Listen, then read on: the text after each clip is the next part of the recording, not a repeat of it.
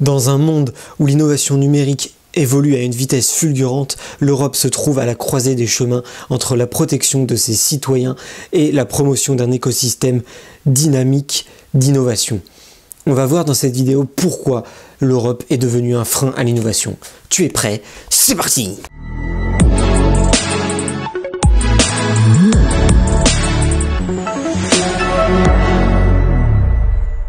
L'Europe, malgré son riche patrimoine historique en matière d'innovation et de découverte, fait face aujourd'hui à des critiques concernant son rôle actuel comme étant un frein à l'innovation, en particulier dans le domaine du numérique. Ces critiques s'articulent principalement autour de la mise en place de réglementations ultra strictes telles que le Digital Market Act, le DMA, ou le Digital System Act, le DSA. Bien que conçues pour protéger les consommateurs et garantir une concurrence équitable entre les grands acteurs, ces lois sont perçues par certains comme des obstacles à la croissance et à l'innovation technologique. Mais la principale loi qui est un frein à l'innovation en Europe, c'est le Digital Market Act, qui représente l'un des piliers de la réglementation européenne visant à encadrer les pratiques des grandes plateformes du numérique, désignées sous le terme de gatekeeper. Ces règles visent à assurer une concurrence équitable sur le marché du numérique européen, en empêchant les pratiques commerciales déloyales et en favorisant l'entrée de nouveaux acteurs sur le marché. Cependant, ce cadre réglementaire,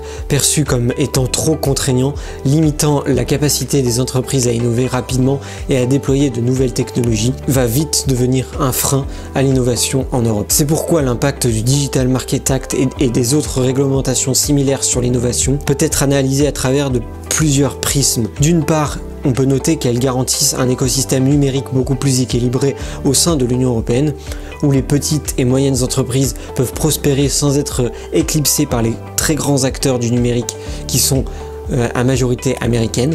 Et d'une autre part, les critiques arguent que ces réglementations imposent des contraintes administratives et des coûts supplémentaires qui peuvent étouffer l'innovation, en particulier pour les startups et les entreprises technologiques en phase de croissance ultra rapide, comme Apple par exemple, qui doivent naviguer dans un paysage réglementaire beaucoup plus complexe et en constante évolution. Les débats récents et les dernières actualités autour du Digital Market Act et de l'innovation au sein de l'Union européenne soulignent cette tension entre régulation et innovation. Certaines personnes avancent que l'Europe, en se concentrant sur la protection des données personnelles avec le RGPD, ainsi que la régulation des géants du numérique, prend du retard sur d'autres régions du monde en termes d'adoption de technologies émergentes comme l'intelligence artificielle, la blockchain ou encore les big data.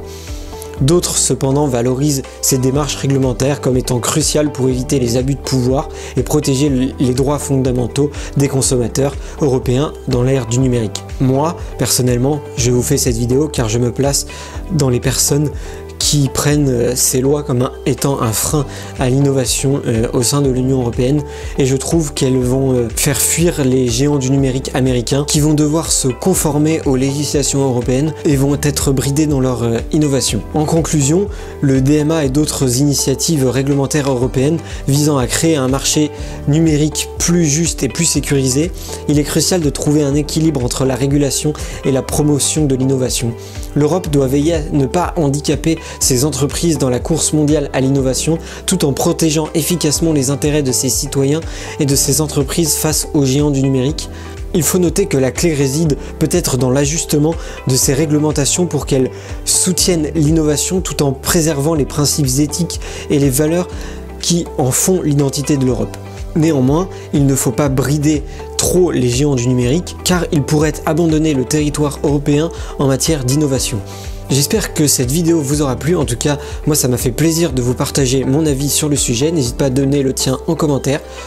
N'hésite pas aussi à mettre un gros pouce bleu à cette vidéo, ça fait toujours plaisir et ça fait évoluer la chaîne vers des cieux meilleurs. En attendant, n'hésite pas à t'abonner aussi, ça fait toujours plaisir. Et d'ici la prochaine vidéo, portez-vous bien, faites de belles photos et de belles vidéos. Et ciao ciao tout le monde. Wouh!